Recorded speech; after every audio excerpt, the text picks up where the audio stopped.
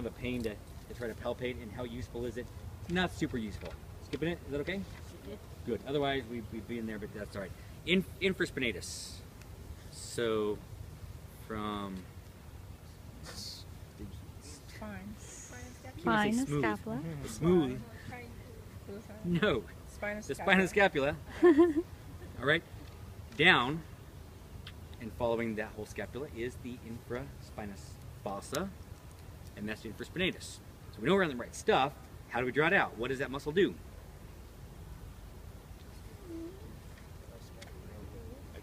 Internal rotation. Huh? It does some rotation. Which one? And if it doesn't internally rotate, it? External.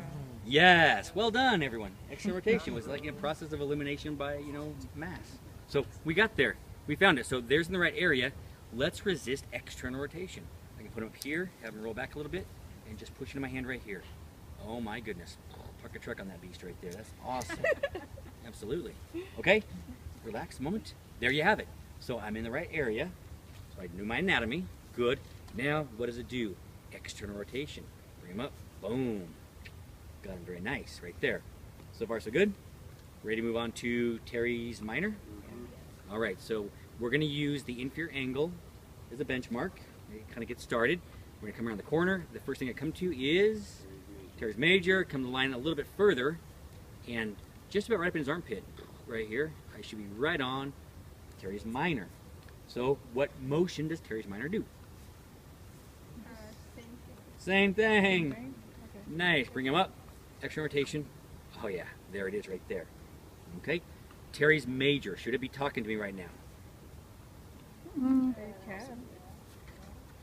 What motion would be talking to me if it's Teres Major?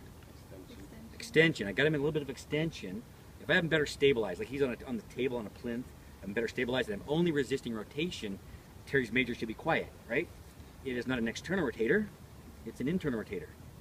So pure rotation should not get me Teres Major chatter, right? I should only have Teres Minor. So get up the chain a little bit higher here, boom, resist me, nice. Teres Minor, infraspinatus. Boom, boom, got him. Okay, external rotators resist external rotation. All right, one of the biggest things to get through is direction of resistance. All right, so it's like I want you to do this motion, and then when you start to demonstrate the motion, you start pushing into that. It's okay, now resist me, and now suddenly I'm resisting internal rotation. Make sense? So be careful with that. That's kind of a common error that we make as we're learning this stuff, is be on the right side. Resist external rotation. I need to be over here. Okay? Good. So whatever force it took me to get him there, do the opposite. To resist him once you get there. That's kind of one way to think about it. Good. All right. So we got the rotators taken care of. What's next? Ooh, subscapularis. Do we want to go after this or no? This is a great muscle to palpate. It is probably more realistically palpated when you want to do something with it. This muscle loves to get tight, and you lose external rotation. It's a very powerful, it's the only primary internal rotator, and that's all it does. I mean, the other muscles do multiple things. Pec major, is a powerful internal rotator. Latissimus, powerful internal rotator, but they do other stuff as well. Subscap only does internal rotation. So we know how to resist it, but it's getting in there. That's a bit of a problem. And if we are talking about rehabilitation patients, that muscle loves to get a little bit irritated and shortened up in talking to us. So I want to go in there to do some soft tissue work, which is very exciting for me, because I'm getting all crazy, and with you I get out of my armpit. But in our purposes, maybe we'll just skip it. Would that be okay? Because when will you want to get in there? I don't know. Not a whole lot. That's a different story for another day. Good. Skipped over. We're almost there. What do we got left?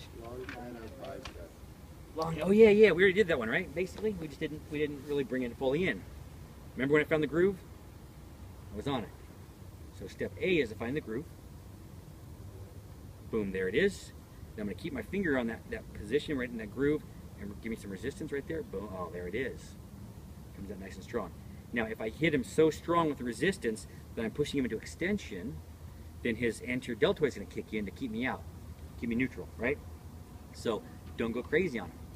This palpation, resistance only needs to be enough to fire the biceps. Boom, without trying to get anterior deltoid involved as well. And there it is, very nicely coming in. Relax. And there it goes, relaxed. And now again, there's that tension. Good. I'm gonna biceps right through the groove. We're gonna find it. All right. Then we have pecs. We have 3 heads to pecs. I think it's worth looking for. This is where it gets a little bit awkward. We're all gonna find clavicular fibers. No big deal. Okay. We're gonna get into the sternal fibers, and we're gonna be very gentle with each other, ladies. Okay. Over close is fine. Gentlemen, if you are palpating a female, then be appropriate. You know, you're all classmates, and don't get weird. Okay. And get permission and say, is it okay if I am, you know, very careful at palpating some fibers on you? And if ladies, you say, get out of my business, then gentlemen, get out of the business. Okay? We'll find those 2 sets. I mean, this one I think is a slam dunk. It's high enough. I think we're not too uncomfortable with that. This one, I think we can still stay medial and be fairly comfortable. Then there are the abdominal fibers or costal fibers. I think I'll put costal in there, right? Is it? Okay. You'll see them both ways in the literature. And those are down here. And that might get a little bit more personal, and we'll keep out of that stuff. Is that okay? But I'm going to give you positions that you're going to find these guys in. If I have my patient staying, or client, whatever we're going to call them, stays down low, and they try to sweep their arm up this direction, that's clavicular fibers. Okay? So I'm going to come off the clavicle, right on through here, try to push against. I'm resisting his motion, kind of going up in an arc in this direction, and there they are. Clavicular fibers, right there. Okay, so here's what I'm going to say. 60 degrees of abduction. Go 60 degrees of abduction. He's going to try to do a horizontal adduction and a little bit of flexion up that direction. That's my resistance. So 60 degrees, and he pulls across, and I stay high. Okay? Then we're going to say 90, and he does a pure horizontal adduction moment. When he does that, I can palpate right here. Pull across for me. Sternal fibers. Okay? Then just practice the motion, even if you're not going to come down. Gentlemen, you know, we'll be okay. Down here, ladies, again, I want you to be comfortable with what's going on here. We're going to say 120. 120 degrees of abduction. He's now going to try to pull across, like he's putting his sword back in his sheath. Never mind that. So pull across, right there, and then here's these costal fibers down low. Make sense? 60, he pulls up clavicular. 90, he pulls straight across, sternal. 120, he pulls down costal fibers. Just like that. So let's definitely find clavicular. Everybody, if you're comfortable, let's be gentle with each other's sternals, and let's try to find them. And then I'll leave the others up to individuals that are comfortable with the whole process. I can tell you, we typically do this on the